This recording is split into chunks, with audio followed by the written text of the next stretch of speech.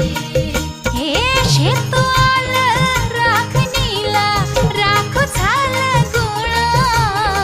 शिळ खाली अडून कोणी करून तिरपा डोळा.